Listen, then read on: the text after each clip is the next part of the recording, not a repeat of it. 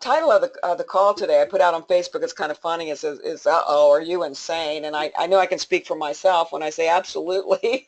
In many ways I'm insane, but I certainly don't want to be insane in my business. And so I want to call attention to some things that perhaps we're doing, continuing to do, or not doing, that could be labeled as insanity for your business. I don't know how you approach the year, but I mentioned a few minutes ago that the end of the year is very busy for me. In addition to having 4 family birthdays, and then of course the celebration of Christ's birth coming up here, and just the madness of the holiday, I get real serious about planning my business at the end of a year, because once January hits, you need to hit the ground running. And so I really take a lot of time to reflect. I've already started doing some of that, and that's inspiring this call. But I reflect, where have I been, and how did I do at what I set out to do, and I set the goals for the year. I learned that long ago. When I had my business, I had not only annual goals, but I had 5-year goals. I don't do the 5-year thing anymore now, but I do seriously look at the next year. If you're in business, you cannot just sit there and wait for Happy New Year to roll around and for somebody to tell you what to do. And when you get distracted with the holidays, as so many of us do, it's hard to hit the ground running. You might find yourself all the way through January and into February and on into March, and you never got going because you didn't have a plan to get going. So I would encourage you all to take a look at this time of year, especially that time between Christmas and New Year's, and take a look at how you are and where you're going. So again, this is the time of year to evaluate where you are and where you want to be. I mean, if you don't know that, nobody else can answer that. Did you set goals for yourself and for your business in 2016? And if so, did you accomplish what you set out to accomplish? I got to tell you something. If you did accomplish all that you set out to accomplish, then your goals weren't big enough. You need to stretch out a little bit further, because, we always need to be out there a little bit, But my guess is that you didn't accomplish them, and that you may have lowered your goals as you went along just to meet them, okay? So, that's not what it means to set out a plan and to work toward that plan. You don't just adapt it and say, well, I know I said, this, but, it's okay to have that. Business people, entrepreneurs, never settle. We are always looking outside that. We always need to be stretching outside of the comfort zone, and we always need to be striving for more. That's what business people do, and it's through that stress, or that resistance, if you will, that pain, that we have to go through, and the pain that we put upon ourselves as we try to meet those goals. That's what makes us grow. If we want to just be slugs and have a minor plan and move along at the slug's pace, that's all we're ever going to be. But if you have, embraced the fact that you're in business, you have a business, you're responsible for your business, then you need to be setting some goals. So, as the year comes to a close, you need to look at, did I set goals? And if I set those goals, did I meet them or did I exceed them? We all know the definition of insanity. We hear it all the time. It's continuing to do the same thing over and over again while expecting a different result. That comes from Albert Einstein, pretty smart guy, certainly puts me to shame, no doubt about it. He was a theoretical physicist. I mean, he developed the general theory of relativity. Come on, guys, it doesn't get any more brilliant than that. But, in that world, there's no room for insanity at all. They understand in that world, if they continue to repeat things, the result's going to be the same. You can't expect something different doing the same thing over and over and over again. So there's no room for insanity in that world, but how about yours? Are you the definition of insanity? Are you working in a way that could be defined as insanity? So planning, are you insane? If you didn't take that time to plan 2016 and you didn't have goals set in place, I mean firmly set in place, why would you be surprised or disappointed that you didn't reach them? They didn't exist. Right? I mean, they can't just exist in your head. Business isn't just run in your head. So don't expect the results to be different if you continue in that pattern. That's not being a business person at all. If your goals weren't important enough, if your strategy, if your business plan, if it wasn't important enough to write down and to plan out or to chart out and put all those goals in place, then you didn't have goals at all. You really just had a wish list. It looked good. It made it felt good to speak those things. But if you didn't take the time to act like, a business person, the entrepreneur that you're supposed to be, and set things out in motion, then you just had a wish list. So will you take the time and the effort to set those goals in place for 2017, or will you continue wishing and not producing results? So if not, you might be a living, breathing example of the definition of insanity. You see, if you continue to go year after year in a business, but you refuse to put forth the effort to achieve your goals, that's insane. You're not going to get any different results. And next year's going to be the same thing. And so you cannot do it. You need to plan. So not succeeding, are you insane? You know, if you did take the time to put together a detailed plan for your business and you didn't accomplish your goals, there are only really two reasons for that. There aren't a whole lot, just two. And the first one is you didn't do what you said you'd do.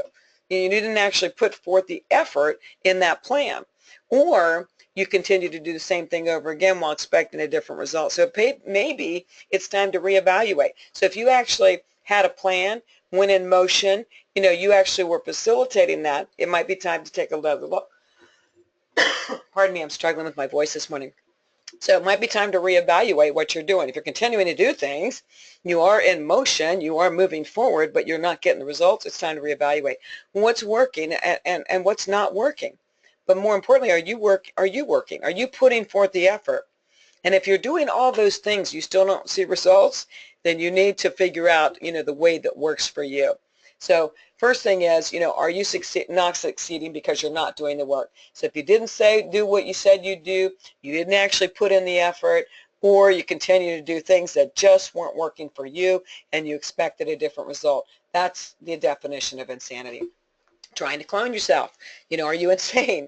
You know, although the foundation of our business, certainly this business, should be a duplicatable system, what works for one may not work for another.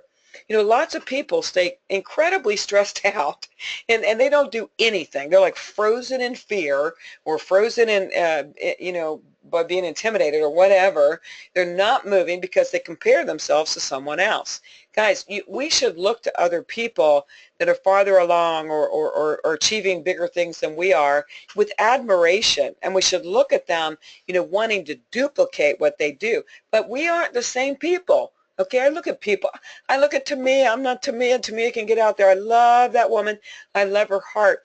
I love her energy. And as much as I do some of the things that she does, I'm not Tamia. And I'm not sitting back saying, well, I'm going to do nothing because I can't be like Tamia. Stop comparing yourselves to other people. You know, we have people in this business and, you know, going from 17-year-olds, God bless you guys, 17-year-olds all the way up to 94-year-olds that I've heard about. A 6A in North Carolina at 84 years old just went 6A. Stop making excuses for yourself. We aren't cloned. You're you, and you're great just the way you are. You just need to tweak yourself for the business. But stop looking at other people and doing nothing because you can't do what they do or you can't do it the way they do it. You know, keep duplicating the basics, but you need to find what works for you. You guys have heard me a number of times when, you know, people say, give me a script, give me a script, give me a script. Well, I get a script from now until, you know, the next century. And it really doesn't matter. The basics of what we say are in place, but you guys have to put you into the script. Okay, it's not that simple where everybody gives you a pecking order and every word to say. You've got to put yourself into it, you know. So find what works for you. And if you're copying what others are doing, if you're actually in that duplication mode, but you're not seeing success, it's time to reevaluate. It's obviously not working. You need to personalize your efforts and make them work for you. So stop trying to be a clone and stop being intimidated or feeling inferior or whatever it is you feel because you're not like that person. Look at them, trash your ego, set it aside, and look at those people with admiration and with a drive to want to be more like them and not to be them. You know, I see that as a big problem in our business. Inflexible. Are you insane?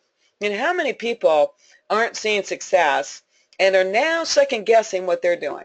You know, I've heard from several people just in the last month. I don't know, this business isn't working, or nobody's going to buy these units, or everything's too expensive. God forbid there's a competitor they think out there. Every excuse on the stinking planet. So now they're not seeing, they didn't set the goals, they didn't put in the work, they didn't do the things an entrepreneur needs to do, but now they're second guessing the business. The business isn't the problem. It really wouldn't matter if you had an ice cream stand in the middle of the city, or if you're an entrepreneur or distributor with a magic. It doesn't matter. If you don't put forth the effort, it ain't going to happen. Every business is hard. The business for other people is soaring. In our world, the timing could not be more perfect for a million different reasons that I'd love to discuss with you guys outside of a call. But it's the right time to put forth the effort. It's a perfect timing, perfect storm to produce wealth. But every business takes effort. Boy, if I had $1 for every time I heard somebody say, oh, this business is hard. Well, every business is hard. Again, it doesn't matter if you got an ice cream stand and all you do is fill up a cone all day. Every business is hard. So if you aren't making the money you need to make, if you're not putting forth the effort, it's time to look at you. It's not the business. It's not an adjunct. It's not the price tag. It's not the competitors. It's not all that stuff you keep blaming. If you want to do business, it's time for you to do your business, then quit making excuses. But I know for myself, I speak from experience here, you have to, if you want this to work, then you have to understand if you struggle with some of these things, you better trash your ego. I mean, some ego is good in life. Some ego kind of gives us the appearance of being more confident sometimes than we really are. But for the most part, we need to trash the ego. You've got to learn to humble yourself. I did. I mean, I got to a point where I'm like, good Lord, I've done everything I knew to do for my other life, and I'm not succeeding. So, forget everything I ever knew. I'm an accomplished woman. It doesn't matter. I'd never been accomplished at this. You've got to get to a place where you can look at this with humility and seek out answers. Ask for help. Tell people, I'm almost ready to quit because I don't know how to make this thing work. Be honest with them. But none of us have, some kind of crystal ball, guys. If you're falling off the radar screen, I've seen you dropping off like flies, to be honest with you. And you can't say, please help me, show me what to do. I want this to work. I need this to work. I'll do what I'm told to do to make it work. If you're not there yet, it isn't going to happen. And so you've got to learn to get rid of that ego, and to humble yourself and to actually speak the words. God forbid you should speak out, hey, I need some help. I don't understand. I'm not making it work. I'm not making the money. God forbid you should utter those words. But unless you do, don't expect somebody out there in your group, your cross line, up line, down, whatever it is, don't expect them just to get it and to approach you. You need to take that step. I had to do it. I've heard from everybody, from Tamia to Eli to, Daniel D. McCauley, to all of them. You got to get to that point. Until you do, you're going to have a problem. So, you need to be flexible, and you need to work on you. And then, are you in a time warp? Some people, simply aren't willing to do what needs to be done to be able to build their business or to make a living on their own. I understand that, I'm a unique bird. I'm not better than anybody else or bolder than anybody else, but I made a decision. My quote-unquote why years ago was, I got to get off an airplane. I'm headed toward divorce. I'm going to be a single mom. Somebody's got to raise these kids. And so I cut and I ran and I started working for myself. I don't know, we were talking about this the other day, something like 27 years ago, I think it was. But anyway, I cut and I ran and I did what I needed to do for my family. And quite frankly, guys, I didn't put a whole lot of thought into it because I probably would have scared myself to death, but I simply needed to do that. I had a big why. Didn't understand that's what it was, but I had a big why. So, but some people are so stuck in corporate mode, and they aren't, if they aren't given, direct, they're still waiting for their boss to tell them what to do to succeed, basically. They're not taking any action at all, run around like little mice on a wheel. They run around looking really busy. Oh, I'm too busy. I'm busy, busy, busy. All this stuff going on, but they're actually not doing anything for their business, because they're still waiting subconsciously. They're waiting for that boss to give them instruction to hand them a check. That's the bottom line. But that's okay. But for heaven's sake, quit lying to yourself. 95% of America falls within that category. There's no shame in having a job. Come on, guys. Just because some of us are just driven entrepreneurs, I don't want to work for anybody else ever. And just because some of us feel that way doesn't mean everybody does. 95% of America falls into the category where you've hit a home run if you have a 9 to 5, with a decent, price tag or check size with it, and you got a little vacation you get paid to take, and they're happy with that, and there's nothing wrong with that. But there's something very wrong with you trying to convince yourself that you're in business when you really are in employee mode, and that's really where you want to be. But you can't have that employee mindset and work for yourself. You see, we work harder than anybody else.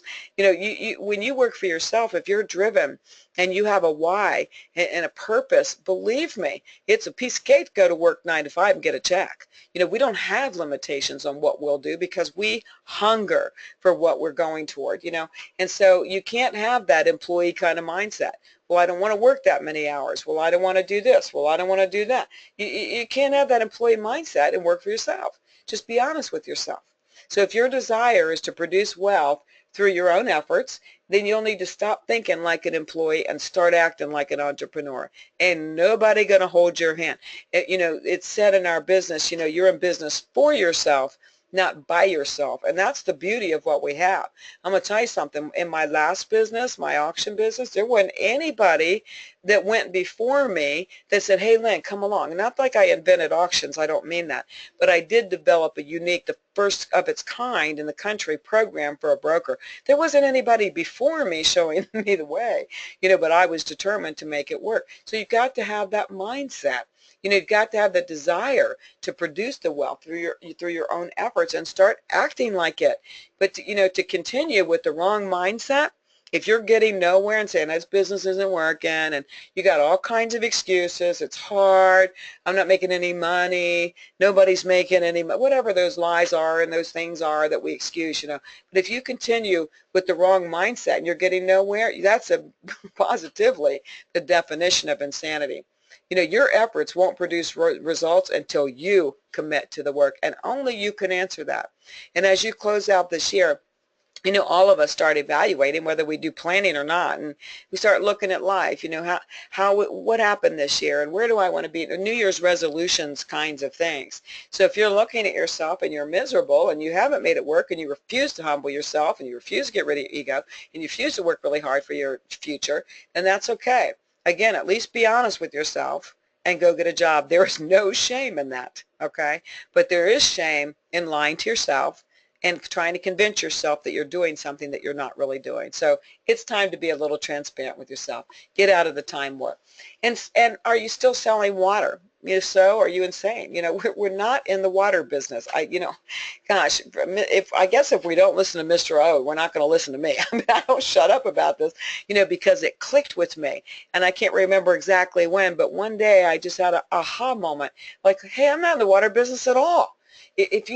We don't sell water ionizers. For those of you that still, oh my gosh, I have to know all the competition, you guys are still selling ionizer mode. It's ridiculous. You're not there yet, right? And how many times if I use the example of things like Amway, which is probably, I don't know how old Amway is, 60 years old, I don't know. But I do know some very wealthy people with Amway. They've been with them since almost the beginning, What, do you think nobody else has makeup or laundry detergent? You think nobody else has it, that it's not maybe a better quality sometimes, or that it's not a lower price? Of course they do. But, they don't sell products. They actually started out as a faith-based, but their whole purpose was evangelism in the early days, and it's not too far from that now. But they don't sell products. So if you're still sitting out there, thinking you're in the water business, trying to sell a water ionizer, that's step number one. You need to figure out what you do, because that's not what we do. We're in the solution business in so many ways. And each one of us, I think, defines that in a different way. For me, I feel like one of the solutions that I offer is a financial solution. That's my passion. Some of us are looking at life and we've had restored health, and that's all we can think about is everybody needs to do this. But you've got to figure out where the needs are and fill those needs. Quit going out with your list of all the things that you want to talk about and start looking at how you can fill other needs. Because really, our True Health mission statement says it all. Do they have a financial need? Do they have a physical need? Do they have a spiritual need? Where are they? But everybody that you encounter in life has one of those three things. None of us are there. None of us have arrived and have perfection in all those areas. We're all a diamond in the rough. So every single person you meet is a potential there for you to be able to help them with one of those three things or more. So you need to find the need and fill it. But more often than you can even imagine, the need isn't about drinking water at all. So if you're still stuck in the water business, oh, let me give you 142 gallons of water every day for the next year and a half.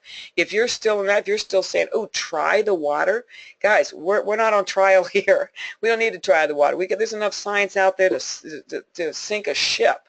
We don't need to do that. That's not, now I'm not saying you don't share water, because honestly, sharing water is a compassionate thing to do, but it's also brilliant because it gives you an excuse to follow up one-on-one, get right back to them, right back where you need to be to see how you can meet a need. It's a great way to have a built-in follow-up system. But if you're still about pouring water and doing demos and trying to perform and doing all that stuff that you're doing, you might still just be stuck in a demo mode, and you might still be stuck in trying to sell water mode, and you're not seeing the success you want to see. You might be defining it's insanity all over again. There's no doubt about it in this world. We need numbers. It's a numbers game. The more people you talk to, the more people they're inclined to listen. And it's really no different anything in life. As a woman of faith, I can tell you, I talk to a lot of people about my faith, about my God. It's not like they all say, hey, where do I sign up? It's few and far between. But that doesn't mean I slow it down and say, well, most people don't get it anyway, so I'm just going to talk to one or two a year. You keep going. It's a numbers game. So you cannot get bottled down with things that you have proven don't work. They're either don't work because they're not necessarily the practices that you need to be focusing on, or they're not working because you're not doing it right. And it comes back down to ego and being able to humble yourself to talk to somebody about what you can be doing. So if you're still selling water and you think that's what you do for a living, you might be in the insanity mode. That's not what we do. Maybe you don't know what you do. I mean, God, that's probably the first step. How many of us would probably, if I could unmute these lines right now, probably everybody laughing. I mean, I can remember saying, I don't even know what to say I do. What do I do? I mean, I couldn't figure it out. So the first thing is, do not pass go until you can define what you do. What is your business about? And quite frankly, you need that 30-second elevator speech so you are, boom, you're ready to speak it out anytime, any place, without being nervous. It comes out of your mouth like a chatty Cathy doll, and some of you are too young to know what that is. But, it just comes out. It needs to be so automatic and so practiced. When you get that elevator speech, put together, then you practice it and you practice it and practice it and practice it, and you have somebody listen to you and critique you, because you're going to say it a lot. And every time you say it, it needs to sound as good and as excited as you were the first time you said it. And so you've got to work on the inflection. It makes me crazy when people say, well, I can't speak like you, or I can't do this like you. Guys, let me tell you something. I used to be scared of my own shadow. I wouldn't be on this call for nothing. And I overcame that fear. I still deal with it, by the way. But I overcame it, right? And one way that happened was practice, and you work on the inflection in your voice. How do I sound? And that's why, after overcoming my fear with Dale Carnegie, they hired me to teach. Because that's what we do, guys. It's not, you're born with gifts and personality and certain traits, but you have to develop a lot. Your elevator speech is a non-negotiable thing.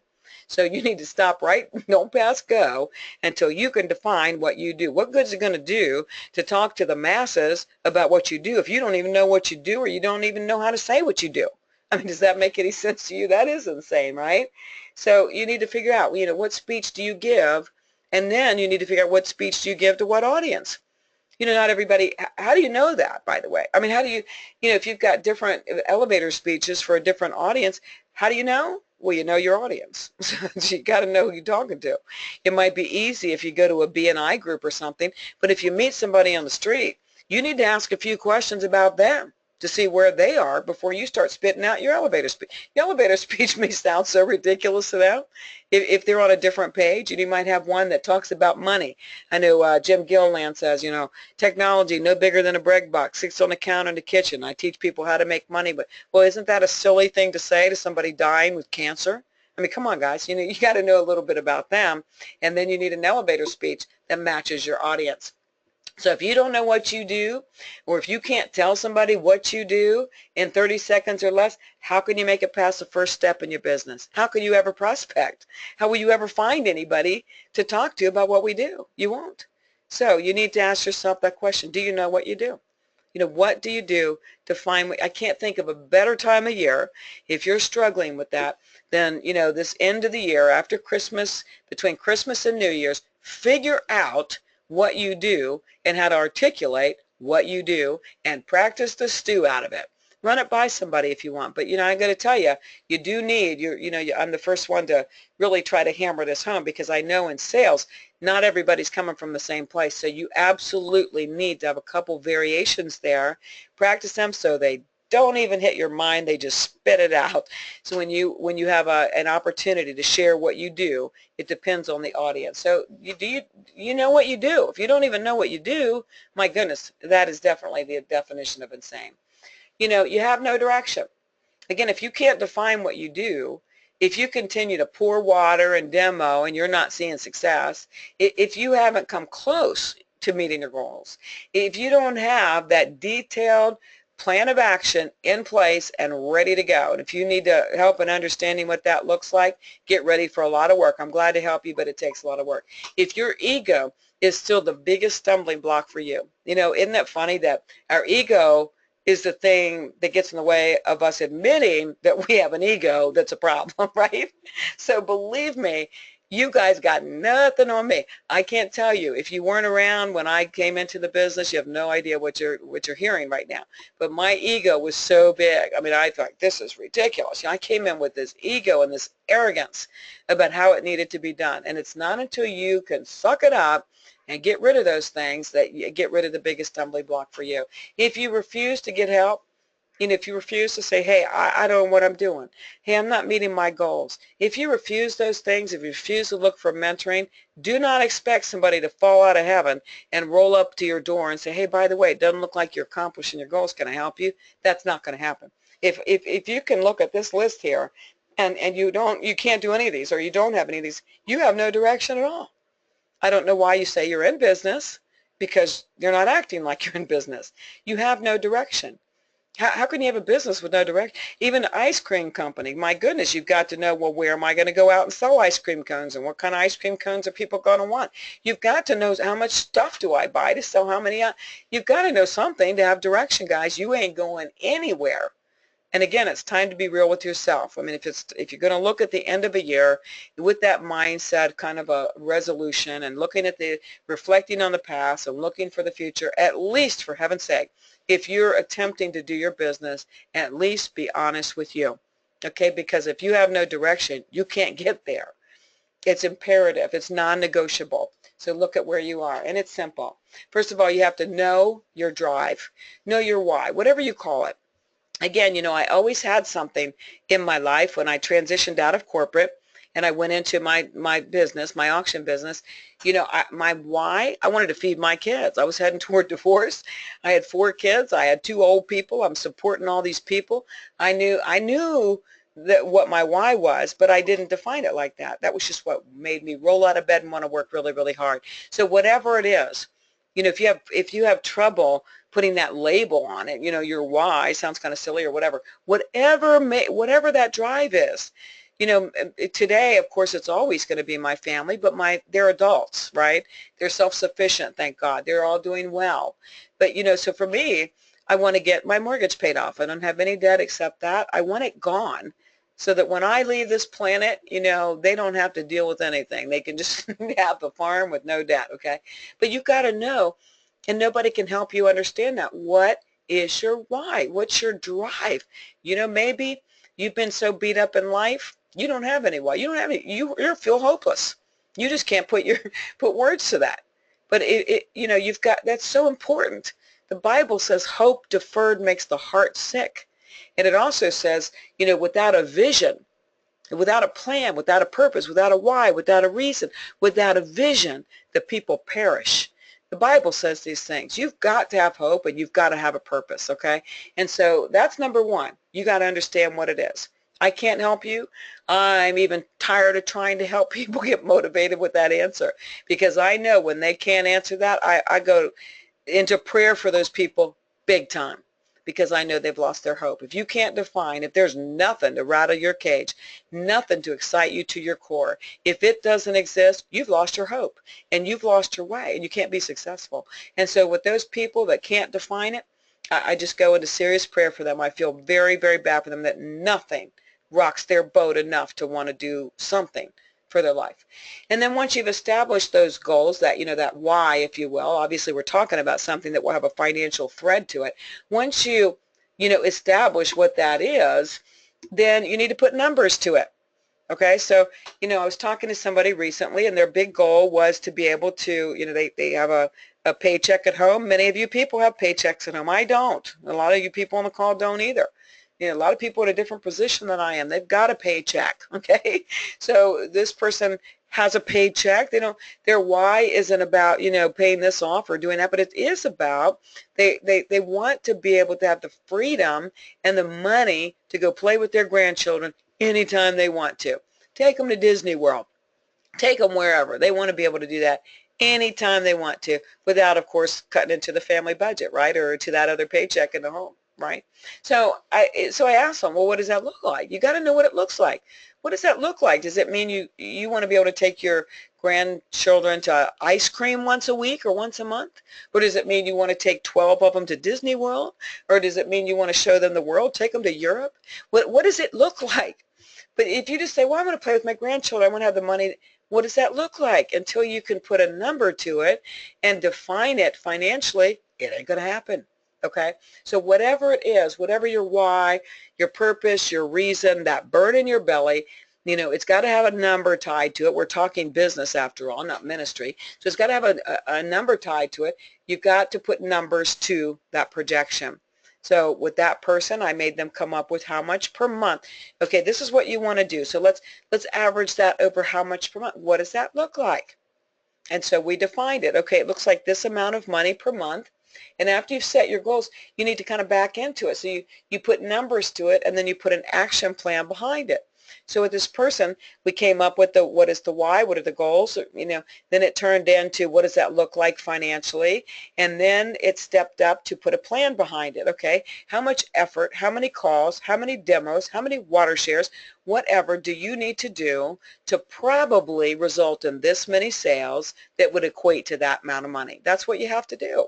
You know what we do? We get one person, two people, oh my gosh, I'm going to make $1 million, these are going to be 6 A's, and we're lucky if we get one of them sold, and they don't do anything.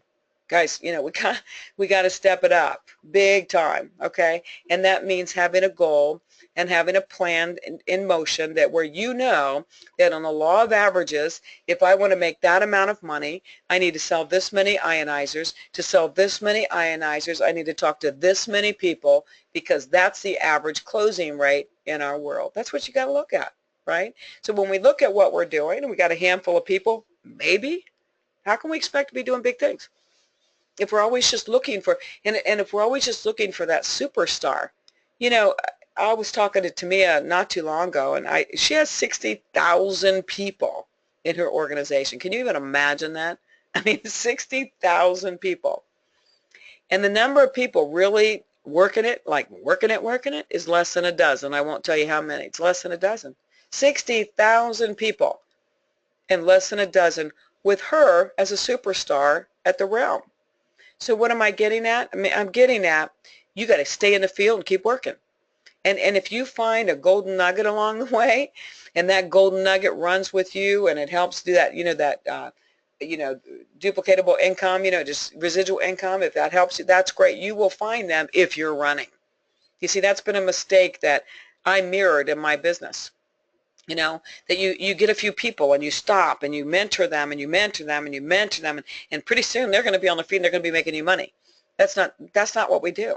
We can never stop running ourselves. So fine-tune your own efforts, and if you're running and you're producing, they're going to run and they're going to want. Who wants to follow somebody that doesn't do anything but stay down there and try to help somebody else?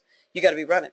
And so we've got to know what your why is, establish what does that look like financially, the projections, those numbers to it, and then develop a plan that comes behind it that makes sense based on those goals.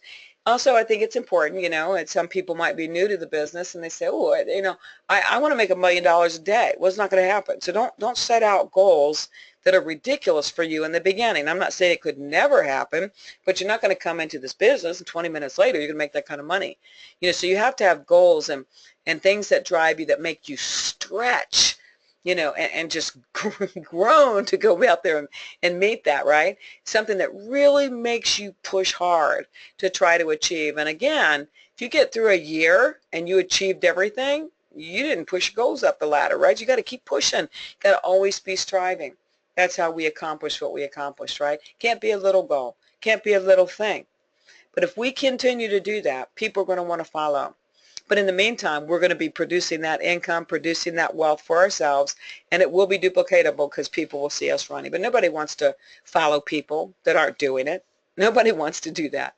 And the answer isn't just looking for people to make you money. The answer is to be all that you can be, to do all that you can do. We are in, I love this phrase, I don't know who coined it, but we're in the self-improvement business with a comp plan. Every single day work on you, because you are the key to your success. What you think, what you believe, how you act, what action you put in, whether you can humble yourself, whether you can mentor under somebody, only you can see success. You are complete control of the end result. So on that note, I hope that you're not going to continue to be insane. That you'll look at next year a little bit differently. You're going to do the same thing. Will you might be asking yourself, am I even going to be doing this next year? And again, if you're like 95% of America and you're stuck in that employee mode, there's no shame in that, okay? But you do need to quit, making yourself insane and frustrated if that's where you really are. It's time to take a serious look at you. So will you be in business in 2017? If so, are you willing to treat it like a business? If you're not, you won't be in business too long after 2017. But you need to plan it now. You start planning your next year now. You don't start planning it in January, believe me. I mean, year after year, and working for myself, I've seen it a million times. The successful people planned the next year before the next year got here. They didn't go to a New Year's party and, work off a hangover and then put the tree away and get the lights down and do all that stuff and come January, the end of January, say, oh crap, I wonder what I'm going to do to make money. No, no, no, no, no, no. Successful people don't do that. So will you be in business, or will you treat it like a business? And will you plan now? Will you take the time to detail what you need to do to see your own success? And the bottom line is, will you make that commitment to yourself? Nobody else can make you want it. Nobody else can motivate you. Nobody else can do anything. You've got to decide whether you want to commit that to yourself. Will you make that commitment for yourself based on what your drive is, your why is? Will you do it? Or will you quit and just settle for your circumstances? Again, in that settling, if you're inclined to want to be an employee and have a nice paying job, that's not settling, by the way. That's just, having that employee mindset. There's no shame in that. It's not at all. I'm not judging that. But, there are a lot of people, frankly, that getting a paycheck the size that they need probably ain't going to happen in this economy, with the competition in the workplace with younger people with advanced degrees. There's a whole lot of reasons that isn't likely to happen for a lot of people that, might be a baby boomer like myself. Options are much more limited than you might think they are. And if they are, you either settle for your circumstances and live out the rest of the day just where you are, or you do the things that don't define insanity. You can go out there, look at yourself, dig deep, have a plan, have a mission, stop repeating over and over and doing the same stupid things that aren't working for you and expecting a different result. So I hope that definition of insanity has been helpful. So again, only you can answer that. Only you can bring forth your success. Only you can humble you. Only you can motivate you to do the work that needs to be done. And only you can change your life and your circumstances. So if you want to change, step outside of insanity. So I'm hoping that I'll be able to unmute some of you guys. If you have any comments, questions, anything that you'd like to add to the call, you see a panel on the right side of your screen for all of our guests. You can raise your hand, and hopefully I'll be able to unmute you. So I see one hand up here now, and it's Terry. Please tell me you can speak. Oh, I hear you. That's awesome. Hey, Terry. Yes, Lynn, I just want to say thank you, and that was just a terrific presentation. Oh, you're such a good supporter and encourager. Thank you, Terry. It's what we all need. So thank you. Oh, you're so welcome. Thank you for all that you do. I'm glad it was beneficial to you, and thanks for always encouraging me. Anybody else? A lot of people on the call. I don't know. I'm not counting right now. Looks like probably close to 100. I see Debbie Fields, and you're on, my dear. Can you speak up? Hey, Hey, yes, thank you. Can you hear me? absolutely. Okay, great. Terrific, terrific. Definitely needed to hear probably 100% of everything you presented today. Aw. And I love the fact that you brought to the forefront what was insanity, what we were doing to sabotage ourselves, not everybody, but me, and also what the steps were to implement in order to reach our goals and to set them up now before the new year. So thank you, thank you, thank you. Oh, you're so welcome. I'm so glad I could help. But if you have any questions on any of that, we can talk offline. You know, if I can help you in any way, you just let me know, okay? Thank you, my friend. You're welcome, sweetheart. You know, it is so important. And, you know, it's not enough. I remember, I still make jokes about this, about how I'd not been in this industry, and I came into this industry, and I'll be honest with you, this is the third business, if you will, for me. I was an employee in defense contracting business development, you know, and then I went into my own business in the auction world, and then I came here.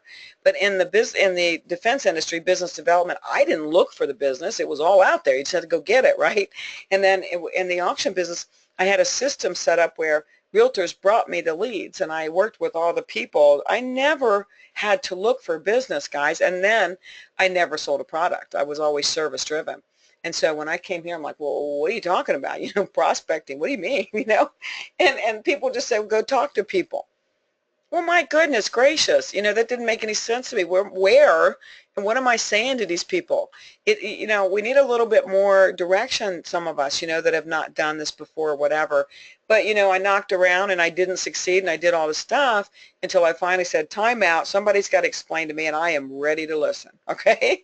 And so having a plan is a big deal. I knew how to do that. I just wasn't implementing it in the world I'm in, you know, because I really didn't understand what I needed to do to produce the results. So I hope that got been beneficial to you, Debbie. Thanks for sharing that. Anybody else? Comment, question, anything before we conclude the call? Lots of people, so, you know, be patient with me as I scroll down here to see who might have a hand. Oh, I see Marty has a hand up. Hold on one second. I'm unmuting you, my friend. And you should be open mic, Marty. Yes, where can you review the recordings? These are uploaded onto YouTube, and so I will be putting it, I think you follow me on Facebook, don't you, Marty? I do. Okay, so when I put it up on Facebook, when you click to review it, you'll be in YouTube. So just on the upper right-hand corner, if you want to subscribe to my YouTube, you'll be automatically updated on every one that I do. Awesome. Okay. Thank you so very much. You're very welcome. Nice to have you with us today. Anybody else?